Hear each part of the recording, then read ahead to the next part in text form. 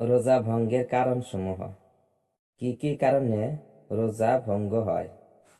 Number 1, কোনো রোজাদার ইচ্ছাপূর্বক পানাহার ও স্ত্রী সঙ্গম করলে। নাম্বার 2, কুলি করার সময় হঠাৎ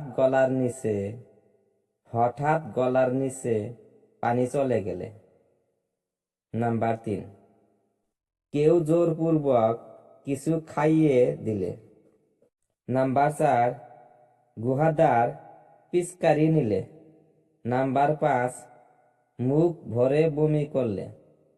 মুখ ভরে বমি করলে। নাম্বার 6, রাত আছে মনে করে সুবহে সাদেকের পর সেহরি খালে। নাম্বার 7, নাক বা নাকের ভিতরে ওষুধ দিলে। নাম্বার 8, পেটের ক্ষতস্থানে ওষুধ লাগালে। তা যদি পেটের ভিতরে চলে যায় তাহলে রোজা ভঙ্গ হবে। নাম্বার 9, ছোট কাকড় বা মাটির টুকরা গিলে ফেললে। নাম্বার 10, মাথার ক্ষতস্থানে ওষুধ দিলে। তা যদি মাথার ভিতরে চলে যায় তাহলে রোজা ভঙ্গ হবে। নাম্বার 11, সূর্য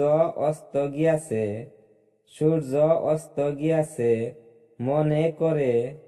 মনে করে সূর্য অস্তের পূর্বে ইফতার করলে। নাম্বার 12, একটি চানা বা বুট পরিমাণ কোনো কিছু দাঁতের ফাঁক হতে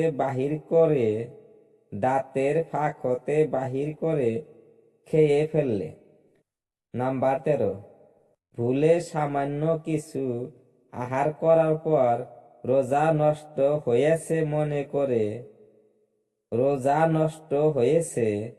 মনে করে স্বেচ্ছায় আহার করলে ইত্যাদি কারণে রোজা নষ্ট হয়ে যায়।